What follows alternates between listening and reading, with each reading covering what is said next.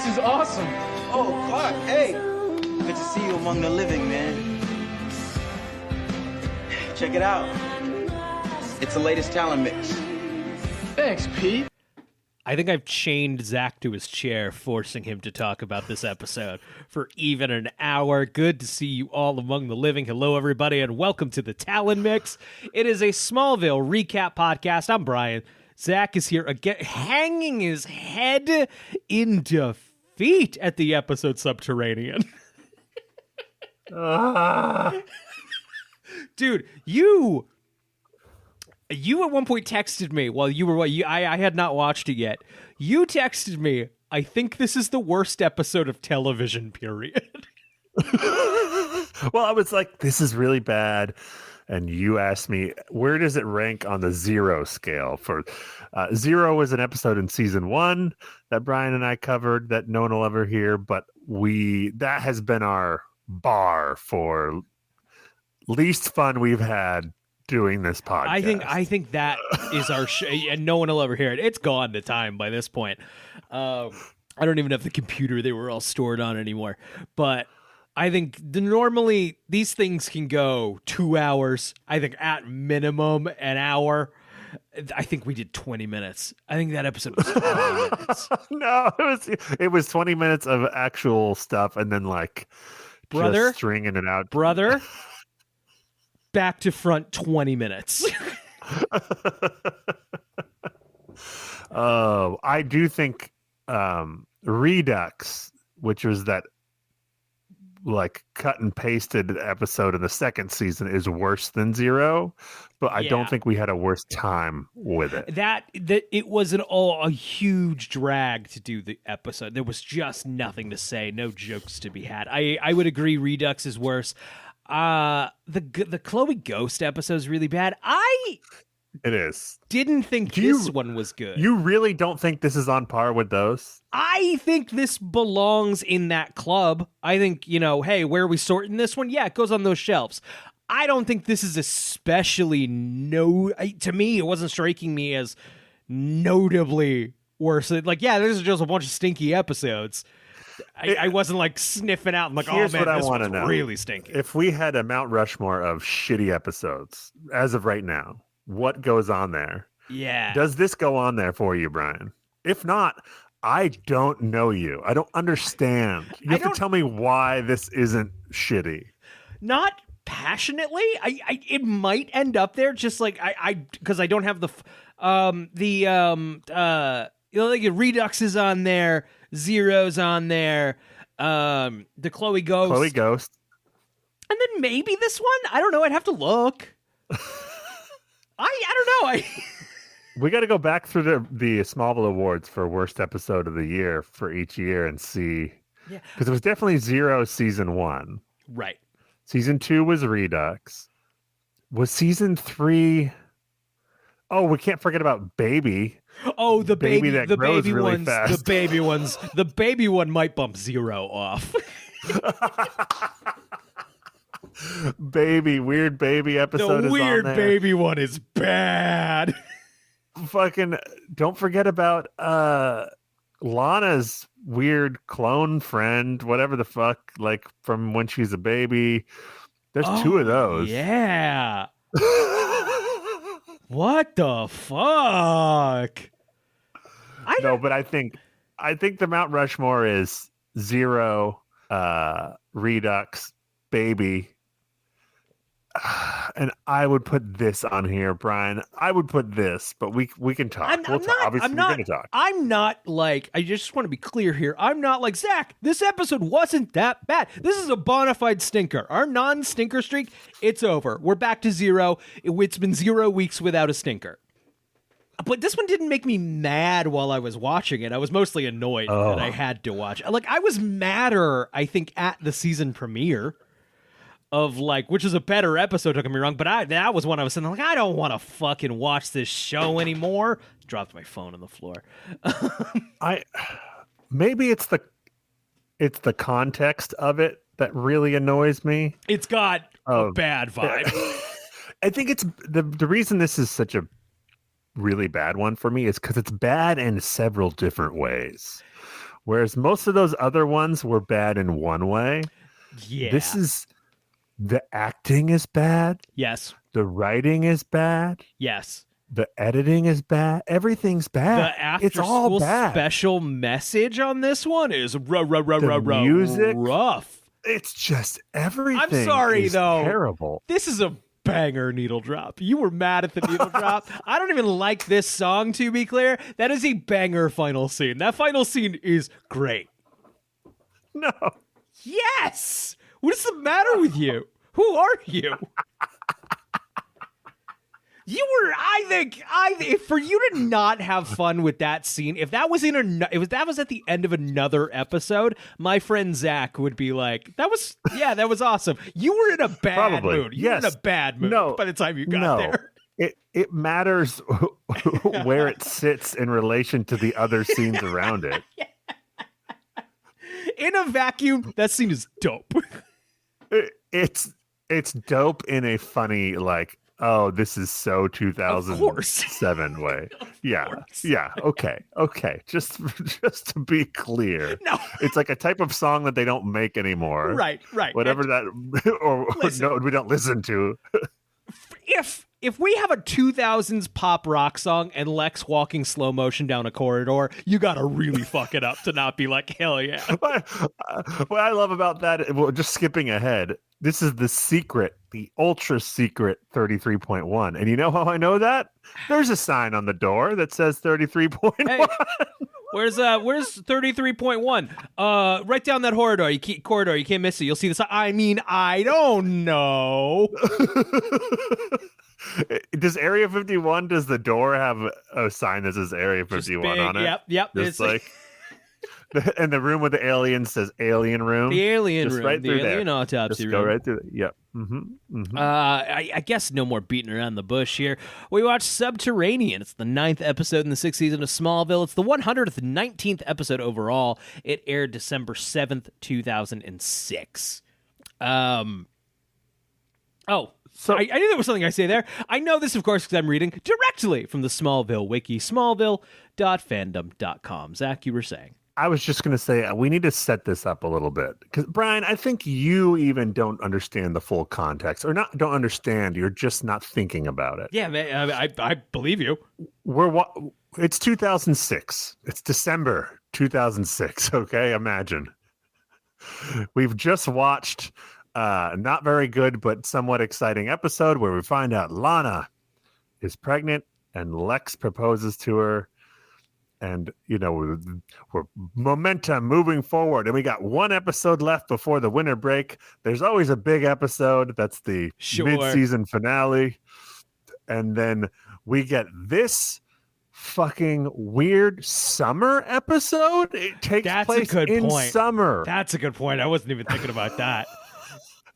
And it's clearly a Frankenstein thing, just like Redux. There have to be some new scenes here. I believe what we read here is like this was initially supposed to be episode 5 this season, but there's clearly some new stuff here because they make reference to the engagement.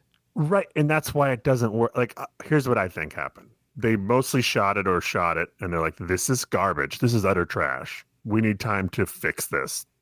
And then when they got around to it, for whatever reason, this is where it's slotted in. And they're like, okay, we can't just not bring up the proposal. Right. So let's come up with a Lex Lana storyline that is nothing. It is literally nothing. They mention the proposal and they're like, Lex is like, don't worry about it. We don't have to talk about it until next episode. No stress. Right. Yeah. Hey, why don't you go fly out of the country and then come back and literally no drama will happen between us, although we will have scenes. We will have scenes together where we talk about the situation, but no drama whatsoever. I guess why I maybe am less mad at those I bet you watched more diligently than I did. My Game Boy was in front of my face for... I am a small child. I only have so many fucking hours to live. I'm not spending it in front of Subterranean, giving my rapt attention to Subterranean. If you did, you would know why it's so bad, Brian. That's all I'm saying. I'll give you that. If you I would will just give you give that. your time, give more of your time to this piece of shit show, you would understand how shitty it is.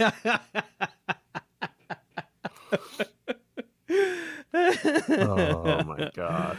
I will say, so I've maybe mentioned this in the past. Usually on show nights, the day of a recording, I always get up with my daughter around 6 a.m. And then on show nights, I throw on the episode while she plays, and I make her breakfast and I watch the episode. This was one of those times. It doesn't always happen, but like I did hit the halfway point and I went, oh, I mean, I'd rather just watch something else, actually. Like, once again, life is precious. And I also turned it off halfway. Yeah. And if we were not doing this show, I would not have finished it. That would have been the end of my Smallville watching. I would have missed it, or I would have just skipped to the next. Yeah, skip to the next one. It's funny of like we've had a good couple, but no, that can happen sometimes. Just like I was rewatching Buffy, and then there's a couple of stinkers in a row, and less anxious to throw it back on, and I haven't picked it up since. Especially when you're doing a rewatch and you're not like chomping at the bit to know what happens next. Right. Yes. Right. Yes. And nothing important happens in this episode. Right. Might as well play. Right. So I guess I'll start the recap so people can know what the fuck we're talking about. A young boy, Javier Ramirez, and his friend Francisco are among a group of manual laborers. Javier talks about how they should try to escape tonight, but Francisco is hesitant. Just then, one of the laborers collapses from exhaustion. The farm's owner, Jed McNally, appears and tells everyone to go back to work. That night, as Javier and Francisco are escaping through the cornfields, they hear a rumbling, and Francisco suddenly disappears into the earth. Javier makes it to the road, but Francisco is nowhere to be found. We get a fun group of Canada-based Hispanic actors doing their best to do like broken English Mexican immigrant accents, or not trying at all. Yeah, like, right. Which I prefer. One of those. But it's rough. It's bad. It's rough. It's bad. Like, this is one where, like, if you shot in California, you would have no problem casting these parts. But if you're up in Vancouver, if you're in BC, you're working with what you got. We're far away from, I believe at one point, like, we're pretty far from Mexico, Clark says. Yeah. Like, we're a lot farther than that, big guy. Yeah. Okay. So, I do appreciate this Javier kid is straight up no trace of any accent whatsoever. He sounds like you and me, right? Which I believe they write off with. Yeah.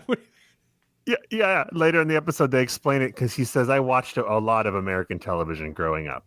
Okay, that's not how that works. That's not how that works. So at the Luther mansion, Lana and Lex confess to each other that oh my gosh. Nothing. This scene is nothing. It's nothing. It's filling time to get to the fucking, like, get this to 42. Literally, this is the scene where he's like, don't give me your answer because we haven't written that part yet, and that's for next episode. So I was trying to figure out, we were, you'd mentioned this is like they're about to go on break. Yeah. So I thought maybe the ending was like, oh, well, let's end on that note, on that little cliffhanger there. But the last episode ended on fucking a marriage proposal and, Lana's pregnancy. Like, okay, that was clearly meant to be the season, the mid-season finale. Obviously. Yeah. Yep. I mean, I'm up in Canada all alone, getting ready. I'm like, let's get another Christmas episode, Smallville. Let's go. It's December. And I get this fucking corn, Children of the Corn, summer.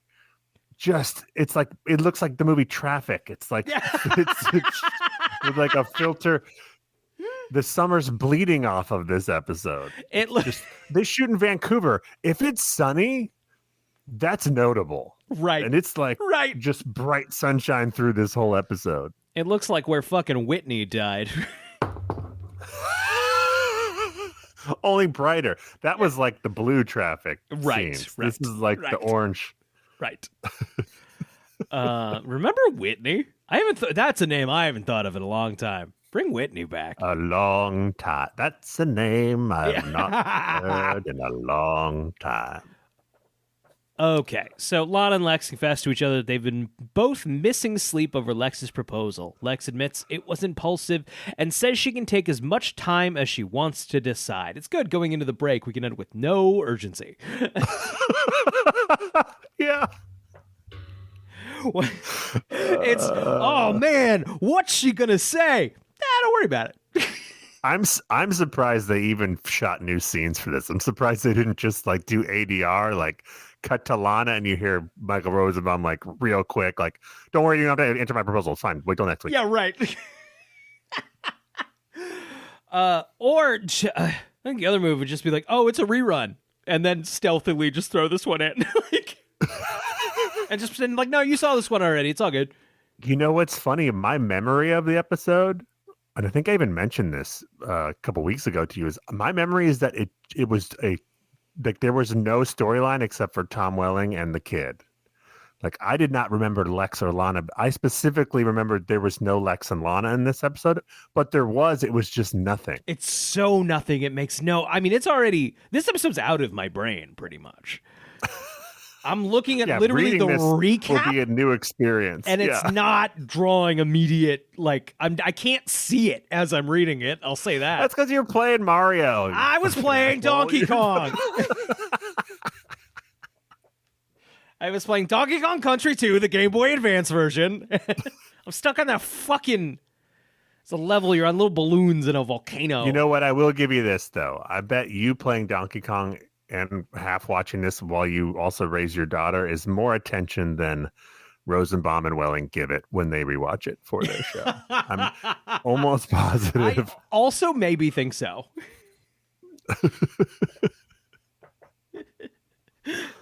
Okay. I think like every episode is like Rosenbaum texting Tom Welling like I was to you. Like this is the worst thing I've ever seen in my life. This is the worst one. Okay. So, Lex admits that it was impulsive and says she can take as much time as she wants to decide. He sends her on a trip to Amsterdam to see a prestigious art show. Clark is doing his farm chores when he finds Javier in his barn. He notices the cuts on Javier's arms from running through the corn. Clark invites him inside to get cleaned up and fed. In the house, Javier says he ran away from Jed McNally's farm because no one was allowed to leave and there was little food. He tells Clark, just like next door, I understand farms are big pieces of property, but like this has been a long time to not notice that there's an immigrant worker slave operation happening on the property next door, dude. Yeah, you have super hearing, dude. You have super hearing, big guy. Yeah, that's embarrassing. That's the egg on his face, man. Do you not hear the burrowing monster man keeping his immigrant slaves working on his... Hey, Johnny K., what's going on there, guy? You know, Johnny K might have been okay with it. He might have gotten some ideas from it. Yeah, right. Know? He's kind of. And then meanwhile, next door, noticing like no workers, huh? Just no one working on that farm. I think that was a mutual. Like I ain't gonna say shit if you don't say shit. Yeah, exactly. Yeah, we got it. Times are tough, you know. Okay, so he tells Clark that his friend disappeared as they were trying to escape. He is from Mexico, but came here to find his mother, who works at a laundry company in Granville and has been saving for 2 years for him to come. But instead, he ended up at the farm. Imagine this voice is the character's right here. This is basically what it is. Yeah, I just came from Mexico. Yeah. No, I've only been here for a little bit. Yep. Nope. Raised in Mexico. Yep. This is my voice. Definitely ready to like lead a CW show tomorrow. If like Yeah. Totally. Yeah. Okay. So Javier admits that he's an illegal immigrant and begs Clark to not call the police. Clark volunteers to help his friend.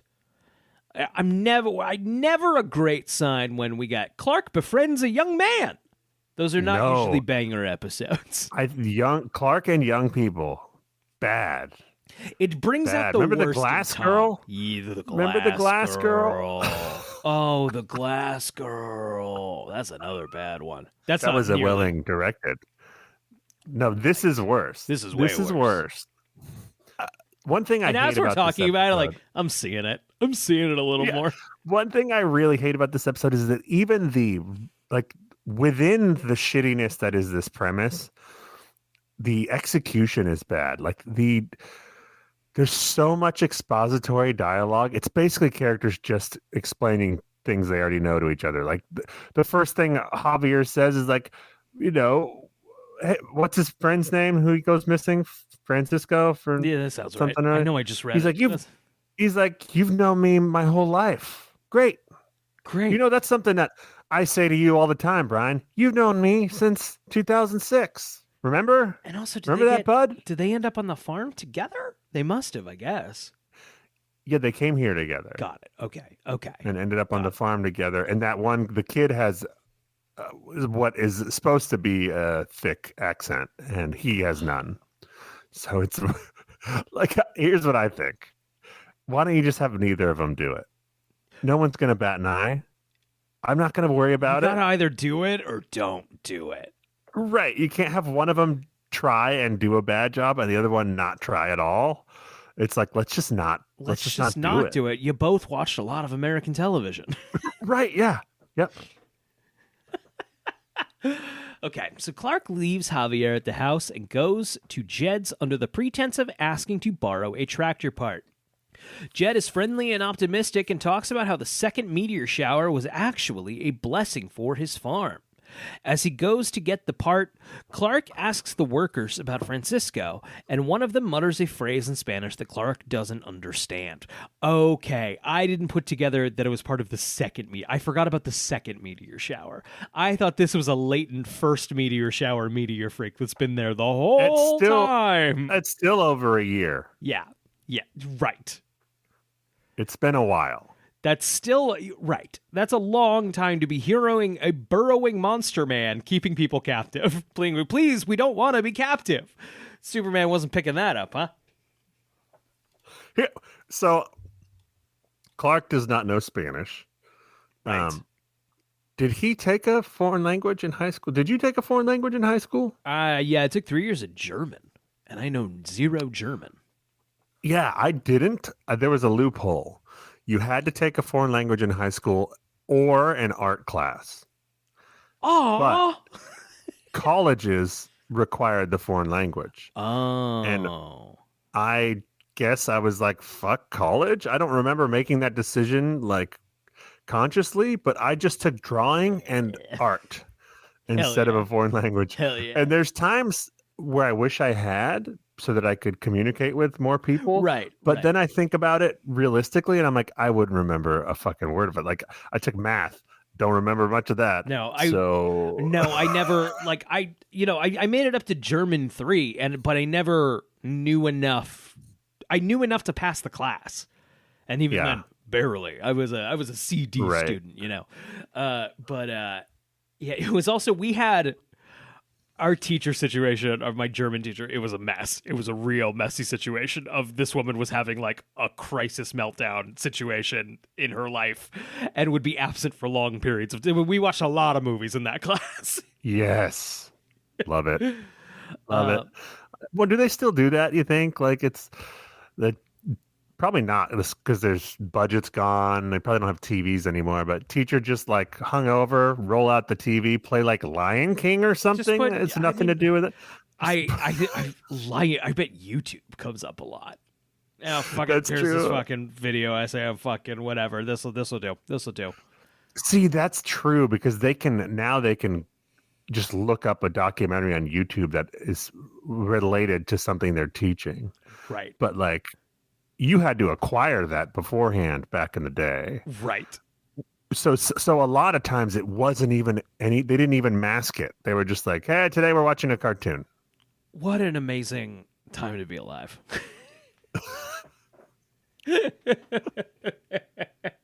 It's a study day. Yeah. Code for I didn't come up with a lesson plan. I remember So- I had my freshman year, I had earth science, and we had this dude, his name was Mr. Hill, and Mr. Hill had gotten in trouble a couple of times for smoking with the students. Yes. Just old hippie, played saxophone in a fucking rock band, like goddamn ruled. Everybody loved Mr. Hill. But it's Halloween, and one day he's like, all right, we're going to talk about earthquakes. He slams a ruler down on his desk and just makes it shake. And that's pretty much an earthquake. And then he just puts on the Garfield Halloween special. Yes. And that was the That's best day I ever had in high amazing. school. Oh my gosh, that's fantastic. All right.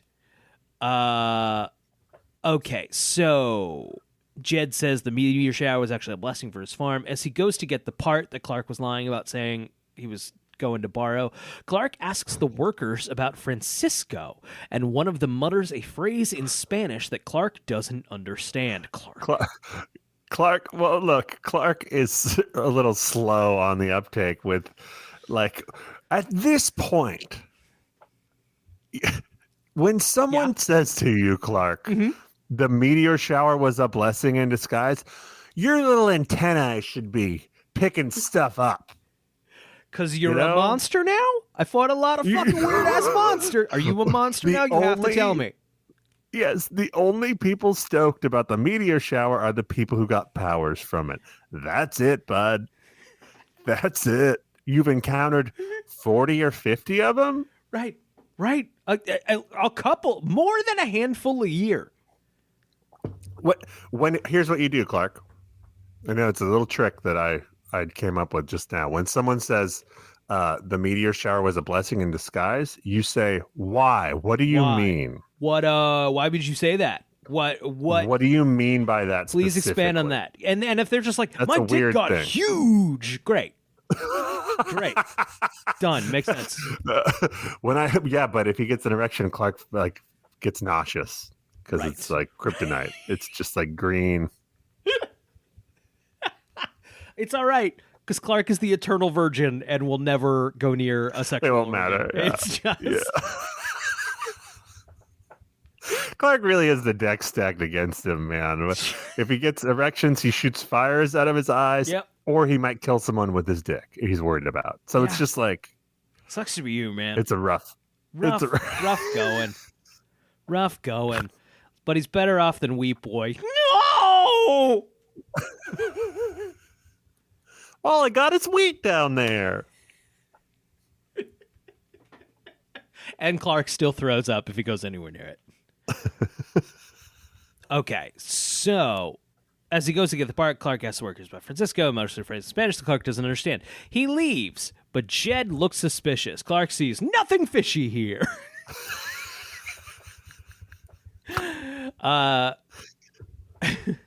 When Clark gets home, he is surprised to find Martha home early. He starts to tell her about Javier when Deputy Morales arrives and asks the Kents if they have seen a young boy. Clark follows Deputy Morales to the barn, but he doesn't find anything. When the deputy leaves, Clark uses his X-ray vision and sees Javier hiding in a cabinet. He tells him what the other workers said, and Javier translates it.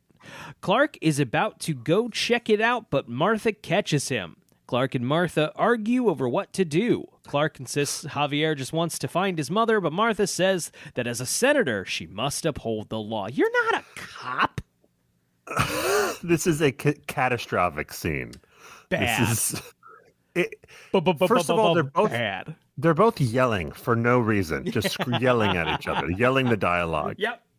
I took an oath, Clark. It's like, just have a conversation.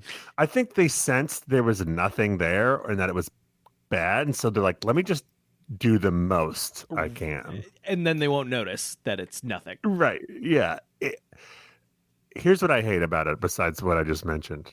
Martha is behaving in a way that she wouldn't, just so that we can get the plot tension. Smallville does that. Upon this watch, I noticed Smallville characters doing that more than I did the first time.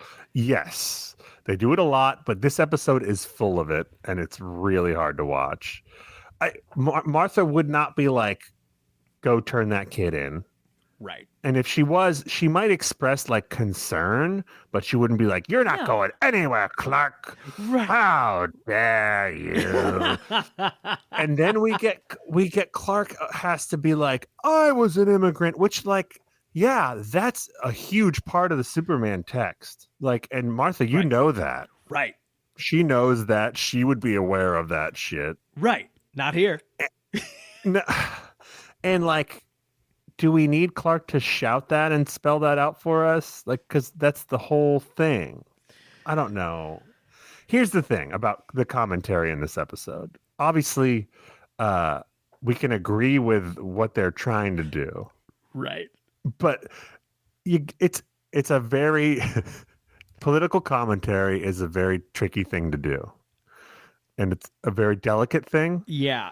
And Smallville is not equipped to deal with it. Which, is there anything to, not at all defending the show doing it well, but in 2024, I think our jaded political like landscape is a little more like sensitive radar to like, oh God, come on. Like, if you're going to do it well. Like, you're doing this and you're saying nothing. You're using a lot of words to say nothing. But is there something too in 2007, 2006 where like there's not a lot of that, especially on the CW, like that there's something here? I do remember thinking how it was so clunky, even at the time. Okay. But I don't know, because I don't hate the idea of doing an episode about the immigration and tying that into the Superman being an immigrant of it all, because that makes sense. Right. But it sucks the way they do it. It sucks, and it's in the worst episode of the season so far. It's right. I guess the problem is just make it a good episode if you're going to do it, right? And then maybe I'll absorb some of that stuff. And I'm sure what happened in this episode happens all the time, right? Of, this is a little underbaked, we'll get there. And it does get there, and this one didn't get there. And I wonder, like, it does feel like maybe they knew it wasn't going to get there sooner than, like... Right. I mean, it really is... There's nothing except for the after-school special of it all. Right. So it's just like medicine. God, yeah. But that's not effective. Like, there's nasty adventure here. You're just going to spit out. Yeah. Whereas like you can do this if the story and the execution is good, then people will accept commentary and maybe even embrace it. Right. Right. Like, Last Jedi is, some people hate it, but a lot of people love that movie. Right. And that's because it's really well made. Funny the difference that makes. Like, care was taken to put that together. And I don't, I'm not go ahead. This episode is a frantic, I don't fucking know, shoot something. Just put it in front of the camera and say the word, Tom. Right. Yeah. So Clark argues that he himself is an illegal immigrant and begs Martha to just give him 24 hours. He'll take Javier to Chloe's in the meantime. This is like 4 long paragraphs, and to be clear, we're like 10 minutes into this show. Like, okay. At the Talon, Chloe and Javier look up possible laundry services in Granville when Jimmy Olsen arrives, ready to take Chloe on a romantic date. Part of the Frankensteining here in the mishmash order, we seem to have moved backwards a little bit on the Chloe-Jimmy relationship. Right, yeah. She doesn't know if she wants to call him boyfriend or not. Right.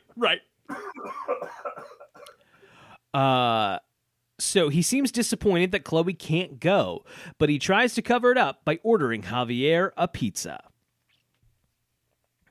I'm in pizza hell, dude. What does that mean? You just had too much pizza? No, I'm in I am a big. Oh, you were in New York, and now you're in the suburb. I grew up in New Haven. Connecticut recently declared itself the pizza capital of the world. Like, God damn it, it is. You can't declare yourself. You can if it's the right. Pizza capital. You can if it's right. Is the fucking thing. Okay, sorry. And then, I spent a large amount of my adulthood in New York. Basically, I'm used to having readily available good pizza. Not here, dude. There has to be. You have to just talk to some of the locals and really do some detective work. I have found one that is I would give a solid thumbs up B to. Which, and my local place wasn't great in New York. It was I would say my local place was a B. So there's that. And then apparently there's another one that's pretty good. But I haven't been there yet. But the thing is, though, I've talked to some locals, and they all recommend this spot. I'm just gonna fucking put it on blast right now. Two Boots in Richmond, Virginia, is the worst piece of fucking shit I've ever had in my goddamn life. Shameful. And if you recommend that to people, you are a pizza idiot. Stop talking about fucking pizza. Stop. Wait, Brian, is this a chain or is this a one This is place? a local restaurant. Okay. You've only had it once? No, it's several times actually over the course of I've been brought to it a couple. Wow. I live here now, but my wife is from here, so I've been here through the years. And Two Boots has come up a handful of times, and it's bad. What kind of toppings have you had on your Two Boots pizza? I need to know. I want to just see. Did you get a full sampling of? So they do a lot of wacky toppings. They kind of go. They do a lot of stuff. That said, I've done just the straight up. I like a cheese and pepperoni. That's what I like to settle as my baseline. Right? Of if you can't get that right, we're not in a good spot. Yeah. I have a couple more ambitious pizza things that I like, but you can't go wrong with just cheese and pepperoni. Right? That said, it's like this school lunch pizza sauce. That's what that tastes like. It's both too sweet. It's just sweet. Here's the thing though. Sometimes when you get those places that they're known for doing crazy shit, you got to try the crazy shit because they don't just do the normal stuff. It's don't go to Starbucks and order a black coffee. That's true. I've done that too. No, I have too, and Starbucks does a lot of things just fine, but regular coffee, I was never a fan. That is a great point. That said, I have then looked online of what's the pizza situation here, and there is a large NYC transplants who are they're gonna fucking say Two Boots. You don't go to fucking Two Boots. Oh, I love that. If you value your fucking pizza eating life, you don't go to fucking Two Boots. What is Two Boots? Are we talking a thin crust, a thicker crust? What are we talking very, here? very, very thick, very doughy, very chewy. Not okay. And that's not what you want coming from New York. No. And I'm not a New York pizza's the only pizza. It's Chicago pizza's not pizza. It's fucking a good pizza's a good pizza. Just do it good. I love a Detroit style. I love and actually, you go to Chicago, the deep dish, that's tourist shit. You want the just tavern style square cut. That's real Chicago pizza. This is bad, dude. It's bad down here. Well, anyone who runs a pizzeria in Richmond, if you're listening, if you get Brian some free pizza that's really good, he'll just do free advertisements for you on this show. All the time. All the time. Pizza Bones ain't half bad. Pizza Bones is the only good pizza. We have up to and including over 100 listeners. So there you go.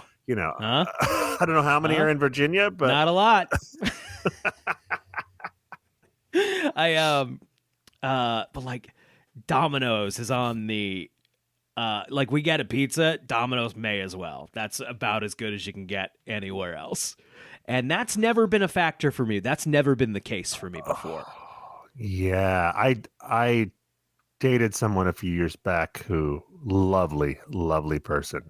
who was from Reno, and their favorite pizza was Domino's, and I was like, something's wrong. We did something wrong. Nope, something has gone very wrong. I was like, here. we need to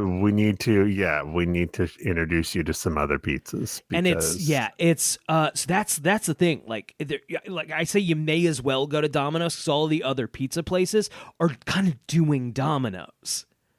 Even the smaller shops are doing Domino's largely. And although I haven't had Domino's since they shaped up their act, because I guess they did a whole revamp a few years back. Could have fucking fooled me. At least that was the advertising campaign. Was like, we listened. You said our pizza sucked, and we listened. It's bad. It's bad down here, man. That said, Domino's is very, very like order on the app. Like every fucking 2 pizzas, you get a free fucking pizza. And I'm broke. Subscribe to the Patreon. What's the population of Richmond? Good question. Let's Google it so I don't have to fucking talk. This is a big suburb, right? Population of Richmond, Virginia. 200,000. You can find some. There's pizza. There's good pizza. Like I said, Pizza Bones ain't half bad. It's a little far from me. But not half bad. And then there's another place called 8.5 that is apparently not bad, but I have not had it yet. Okay.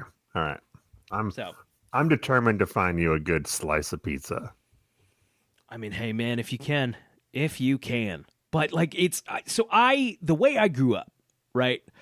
It was, you remember the DiGiorno ad campaign of like, it's not delivery, it's DiGiorno. Yeah. And they're all like, whoa, did you order this pizza for delivery? Who can tell? I love delivery pizza. Haha, bitch, it's a frozen pizza. Whoa! That's how all the commercials went. Yep. Never understood that. I'm like, that I've never like, and I'll fucking crush a frozen pizza when I'm high, don't get me wrong. But like, no way, that's not, No.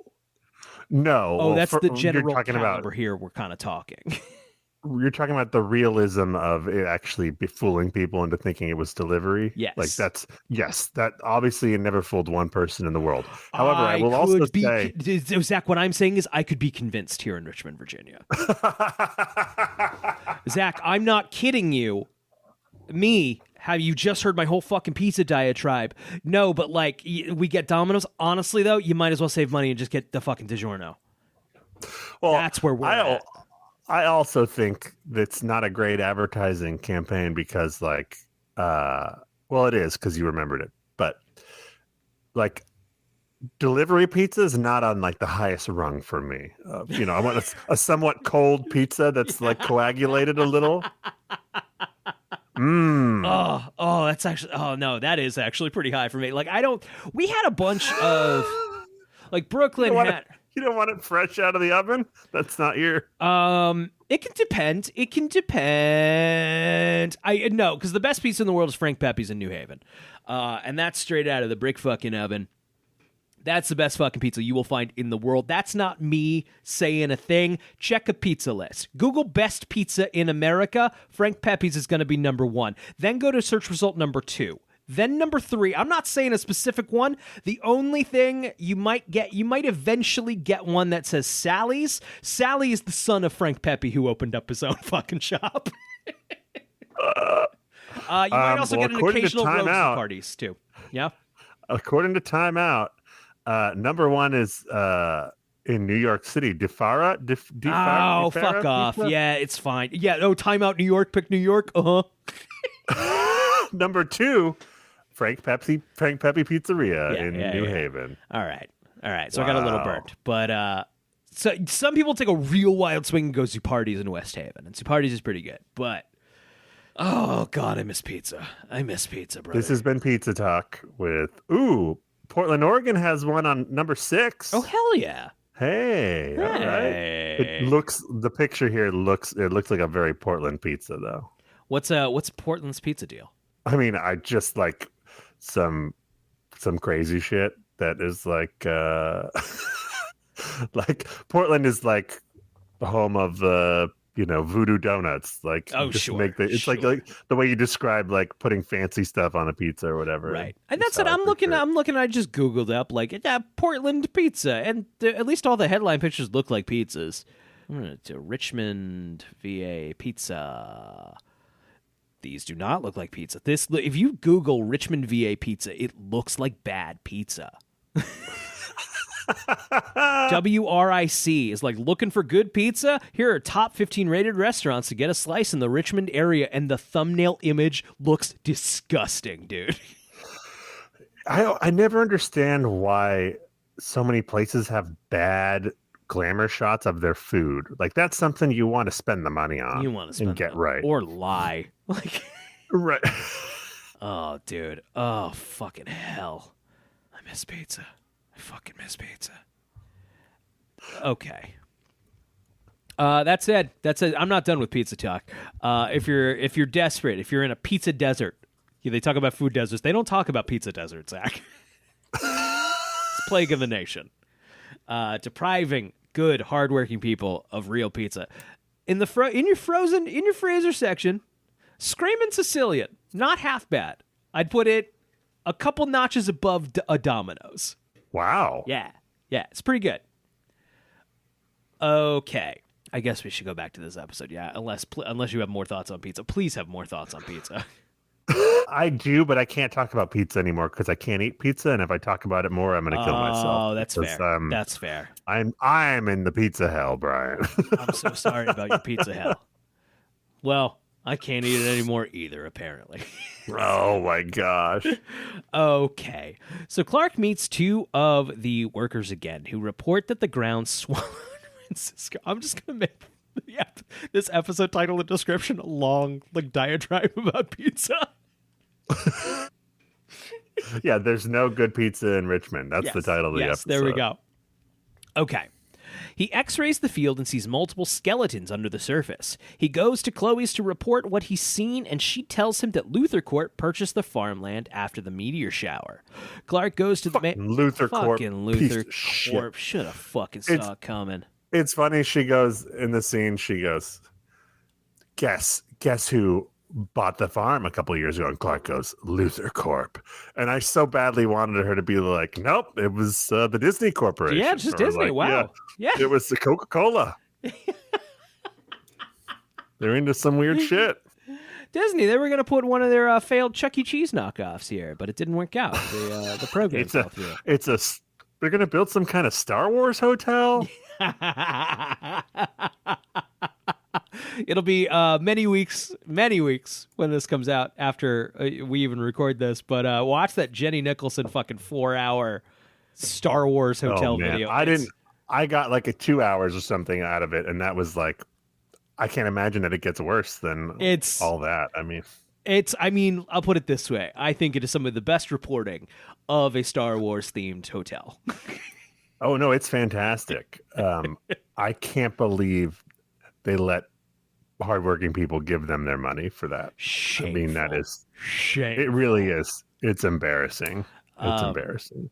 Just real quick on this diatribe, but she points out in that video that for the base tier of that hotel, you can get a luxury room on any of the Disney cruises. You can have a lavish luxury vacation. And you won't be locked in a stupid building. You're locked in a building. I think you're gonna have to watch the rest of that on your time, and we'll do it was so long ago. The time to do that was weeks ago. Maybe we'll do a Patreon episode just on the Star Wars hotel. Okay. Clark goes to the mansion to confront Lex, who denies being involved. While he's gone, Jimmy tells Chloe that he thinks Clark doesn't like him because Clark is madly in love with her. But she assures him that they are just friends. As they are talking, Chloe realizes that Javier has escaped out the window. They chase him down the street, but he jumps on the back of a truck. When Clark returns, he is upset with Chloe for letting Javier leave. Just adding any sort of tension here that we can. I know. Why is he running from them? We're not sure. Although, Brian, I feel like, have you ever climbed out of a window before? I have. I have not. It makes a lot of noise. Right. Okay. There's no way they don't know this kid, especially if it's 2 stories up and shit. Yeah. People are going to notice if someone climbs out of a window. Okay. Clark meets Jimmy at the McNally farm where crime scene investigators are excavating multiple bodies. When you say Jimmy, you mean the real Jimmy, right? I have no reason to believe it would be a fake Jimmy. Aside from the fact me that either. Aside from the fact No, that me you either. basically That told would be me weird. this is going to end up being a fake Jimmy Olsen, which doesn't make I've never any said it. fucking That would be- sense. Which doesn't that would make be any insane. fucking That would be sense. a truly insane thing to do, Brian. There's no way the writers would do that. That's ridiculous. I can't even wrap my head around why. Like, has to be, even if you have to, like, write him off the show, surely there's a better way. I mean, yeah, I mean, that's why there's no way they would do it. It's just so stupid and unnecessary that there's... I'm not going to. I'm not at risk of doing it. However, every day I am tempted to, like, Google, what the fuck is going on with this Jimmy thing? No, don't. It'll be so much more I will not. wonderful if you don't. All right. So, Clark meets the real Jimmy at the McNally farm where the crime scene investigators are excavating multiple bodies. McNally is arrested, but before they can put him in the squad car, he disappears into the ground because he goes subterranean. The sheriff, the guy who plays the sheriff, really underplays this scene. Like, his reaction is not like, oh, a man just sucked into the ground. His reaction is like, huh. What's all that about? Do you think it's one of those situations where, like, they didn't tell him exactly what he was looking at?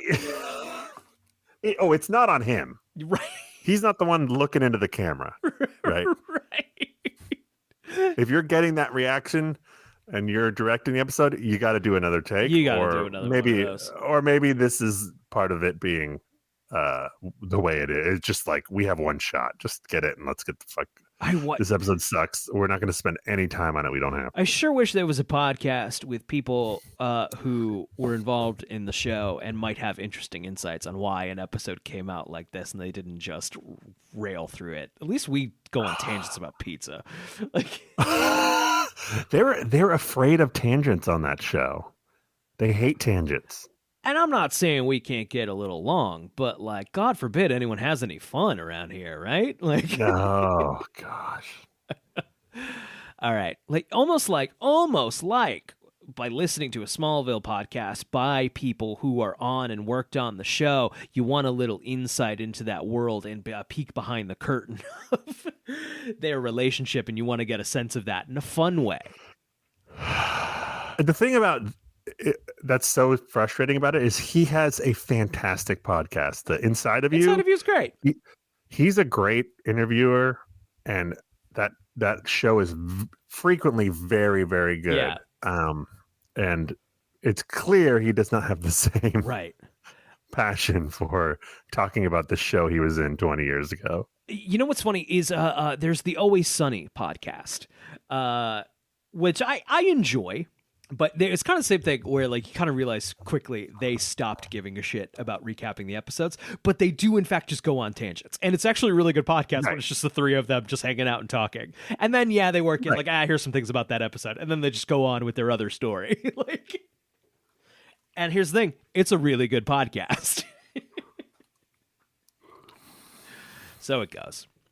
All right. Lex is watching the excavation on his laptop when Dr. Bauer comes in. Lex is angry that Dr. Bauer did not disclose that McNally was killing his workers, but Bauer claims that he only knew that he was able to displace minerals and burrow through the earth. Lex is mad that his test subject will end up in jail and tells Bauer he better find McNally before the police. So I noticed something in this episode where I thought of something finally got pieced together in my brain. Yeah. Which is, now that Lex is basically bad, he's not interesting anymore. I was also thinking about that. Lex is stuck on Lana Island where where the stories go to die. Right. His main role is as, like, from Lana's point of view, can I trust this guy? Lex was one of the most interesting characters on the show. Yeah. Particularly because of his struggle against being evil. Right. And now that the struggle is all but over, he's not very interesting anymore. He's just a idiot, jackass, bad guy. And then so for like Clark's issue earlier in the show of Can I Trust This Guy was interesting and fun because we want you to be able to. We want you to just buck canon and like, nope, Lex and Superman, they're best buds now. That's how it works here in Smallville. For Lana to be like, can I trust? No, you can't. No, we know you can't. So we're so far ahead of you. The thing is, we used to get Lex's point of view too, and we knew he genuinely was fighting against it, trying to do right. Right. You know, and his nature was, and his dad were fucking him up. And now he's so clearly, it's over. Right. The bad side won. Right. You know, there are going to be some interesting Lex episodes, you know, between now and when he leaves next season. But every single one is with him fighting that, and like you seeing some of that humanity back. Right. That's the only time it's interesting. It's I get it. Like it maybe felt time after 5-6 seasons, a time to evolve that character a little bit, but you evolved in a bad way. You cut off his dick in a lot of ways. Like, well, I just think you had to make that turn into evil, and then that was the last season, right? Of him. Right. They did this, and then they do next season, and so it's dragged out to where he's not very interesting for a long time. And I remember being sad that Lex was leaving the show. And now it's like, you can go now, buddy. And I believe he left of like you could see him start to feel it. I think that is just happening on the screen, like of him being bored and underused or used incorrectly. They begged him to come back after he was gone for like the final 3 seasons. They were always trying to get him back, at least in like an episode or 2. Yeah, wow. And he spurned them until the very end. Wow. Yeah. It'll be interesting to hear about that on Talkville. Hopefully they talk about it. Yeah, I doubt it. Okay, so Clark goes to the Daily Planet to tell Chloe about how McNally disappeared, and Chloe reveals that he was buried under meteor rock for 3 days. She is listening to the police scanner when they both hear a report matching Javier's description at a bus stop. Clark goes to get him and speeds away with him before the police arrived. Javier is amazed, but promises not to tell. Yet another stranger who learns about Clark's powers. But Lana Lang, no, you stay in the dark. Keep sleeping with my former best friend. I've never said this, but it's true every time I say it. It's more insane every episode how much he does. I mean, he should tell her. Like, you should tell her. The reasons for him to tell her now are more than they were last episode, which is more than they were before that. And it's just like, I get it. What she are we died doing? Last time. I get it. Last time you told her she died. That was a fluke. What are the odds it's going to happen again? Now she's with Lex.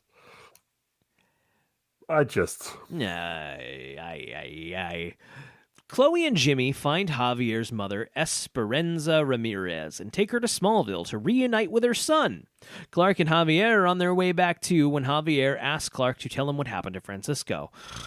Clark admits Did you notice the padding here? Like they're talking in the car, and then it cuts to shots of the truck just driving outside. Oh man, which is like very clearly like I wonder if this show had a different B story that was filling up more time, and then we can't do anything with Lana because Lana and Lex because we shot our wad on the pregnancy thing and the marriage thing.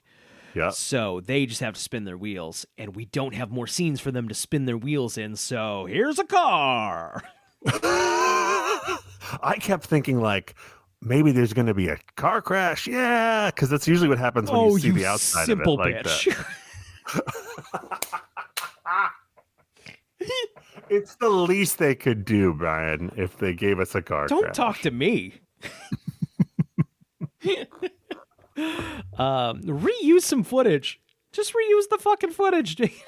Right, yeah. That truck's been destroyed enough times. You could just roll tape. Yeah, right. You don't have another shot of a time you flipped. You can just Yeah. I'm surprised. They could have saved some money. Probably doing that. Shoot the shame car flipping. 3 different angles. Boom, you could probably use that in 3 different episodes. I mean, who says they didn't? Truly. Okay. Clark tries to Javier learns that Francisco is dead. Javier is upset and feels guilty makes Clark stop the truck. He runs to the edge of the field and starts to cry. Clark tries to get him back into the truck, but is sucked into the ground right in front of Javier. Clark and McNally have an underground fight. Javier sees a rumbling, and suddenly Clark is standing next to him again, covered in dirt. The whole Woof. The big tension of the episode ends in a fart, basically. It's just like here's they're talking. Clark gets sucked under the ground. Right. The wiki says there's a fight. We don't see a fight. Right. I was confused at what had happened, and I just assumed it was my Game Boy. No. It's just like they don't even care at that point. They're like, I okay. wonder if that's another Franken element. I wonder if something tied to a B story. Probably, yeah. And then this was a quick reshoot. So a whimper of an ending for it's just nothing. Yeah. Okay. Clark McNally also all Clark had to do the whole time was let the guy suck him under. Yeah, right. And then it can turn into a punch thing again, and then they just start jerking each other off. Ah! That was the original. You don't know. You cannot prove to me that they did not do that. That's why they were like, you know what? I don't think this episode's working. I just don't think they should jerk each other off. I don't know why we approved that. I don't know whose idea this was. We should not have done this. People said we don't take enough chances. I don't think this is what they meant, man.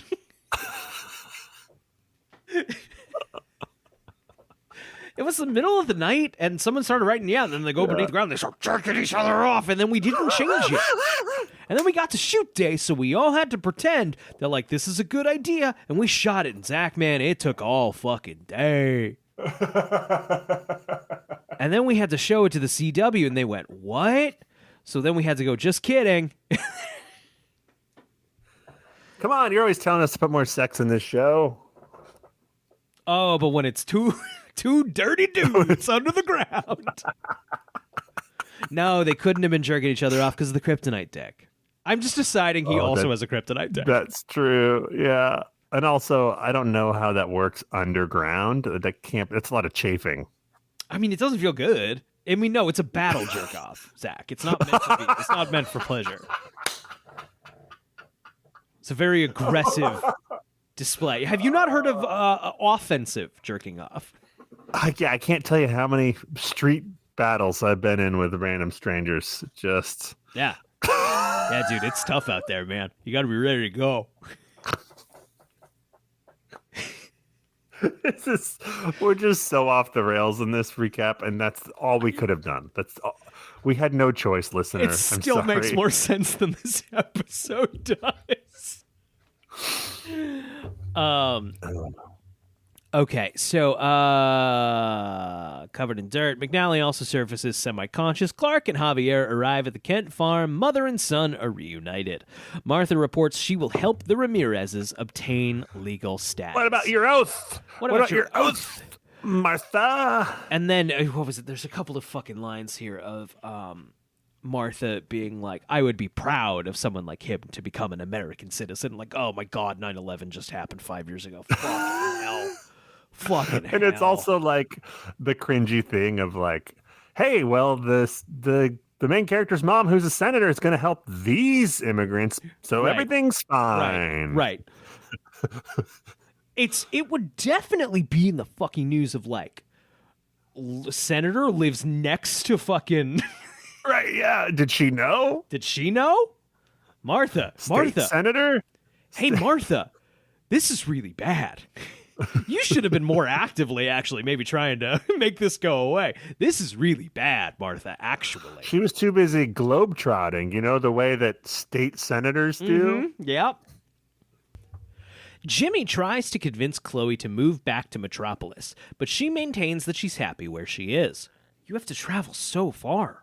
That's such a commute, Chloe.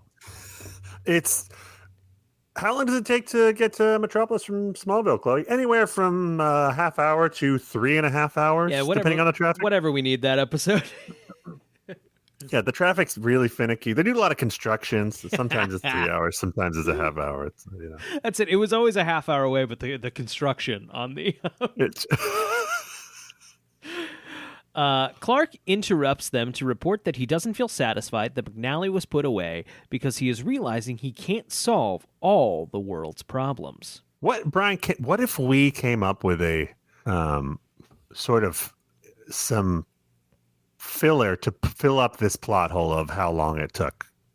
Like, what if there's a big river in this made-up Kansas between Smallville and Metropolis, and previously you had to take a ferry or you had to go way out of your way to get to a bridge. But between the early seasons and now, they've constructed a bridge that just takes you right through. Because of Senator Martha Kent. Yes. She's like, you know what? I hate driving to Metropolis because it takes so fucking long, and it shouldn't. It sucks. You can see us right there. You can fucking see us right there. Yep. So that's it. We just filled that plot hole. It's over. Metropolis is close now. But now, there's going to be a flight of people leaving Metropolis and into Smallville. Smallville ain't going to be so small. Oh, that's true. Oh, not in my backyard, they say. They'll blow up the bridge. They say in They'll Smallville. Get rid of that bridge. Yeah, some farmer. Yeah, McNally would go blow it up for sure. We'll have to keep track of the state of that bridge. If it takes long, we'll have to figure out what happened to the bridge. Right. Yeah, something happened. Yeah, the Smallville bridge. Okay, Clark interrupts. Lana arrives home and tells Lex that she felt so powerful with the luxury of Lex's fortune and wants to use it to do good in the world, starting with illegal immigrants working in Smallville. She goes to the Kent farm to talk to Martha Kent about her ideas, but only Clark is home.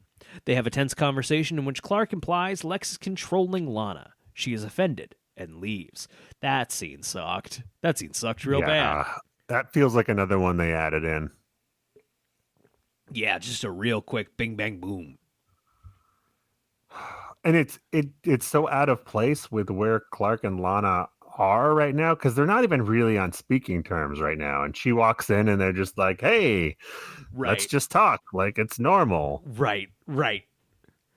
Okay. So it is revealed that Lex is actively researching and experimenting on metahumans, including McNally, held captive in level 33.1. And that's where we get Lex walking down this corridor.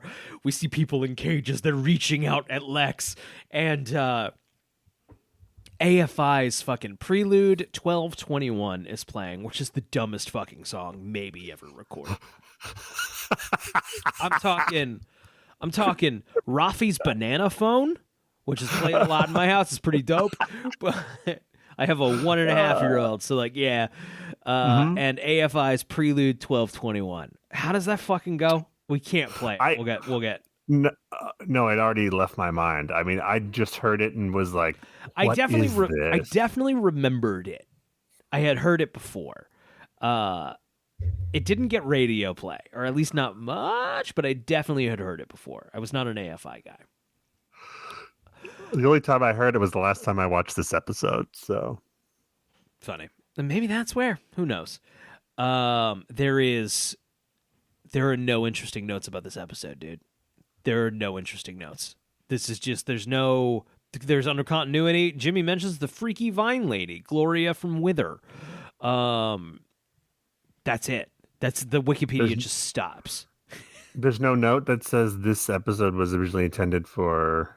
Okay, this was originally the 5th episode of the... There's stuff here. It's just not interesting. Oh, okay, yeah, okay. No, you don't have to read it. This was originally the 5th episode of the season, which is probably why Chloe seems reluctant to call Jimmy her boyfriend, as well as there being no mention of Lana's pregnancy, even though there's an acknowledgement of Lex's blah, blah, blah, blah, blah. Lois and Lionel don't appear in this episode. There's something here about this deputy we haven't seen before. That's it.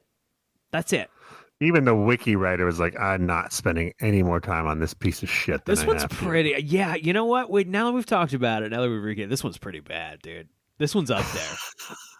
You won. It's on the. You win. This is on the Mount Rush. This is on Mount the Mount Rushmore. Rushmore. This is on the Mount Rushmore. I don't think it gets even close to this bad again in the run.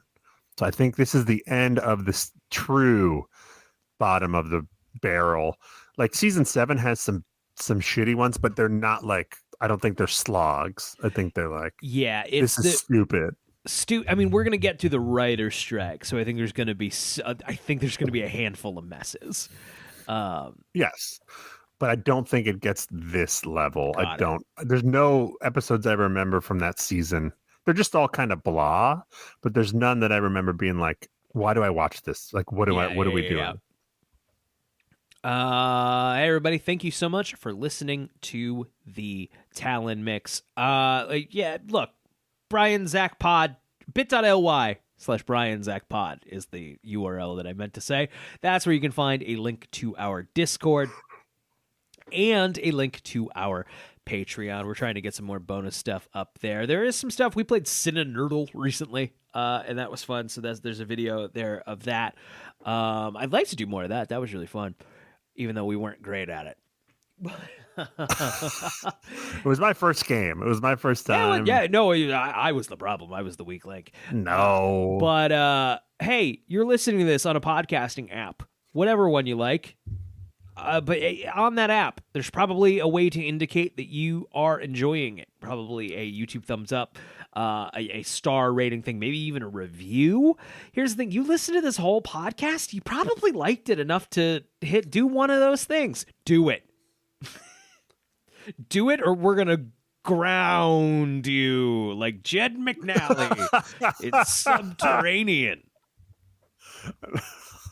And we're gonna jerk you off underground. No.